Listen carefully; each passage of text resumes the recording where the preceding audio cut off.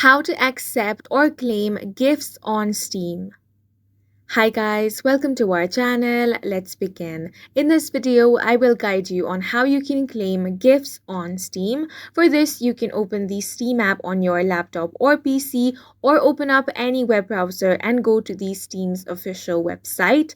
Make sure to sign into your account. Now, hover over to your username and click on the option of inventory from this list. Now, all the gifts which have been sent to you will show up here. You will have two options. You can either accept or decline from here. So if you want to receive the gift on Steam, you want to tap on the accept option. Once you have accepted the gift, it will be received on your Steam account.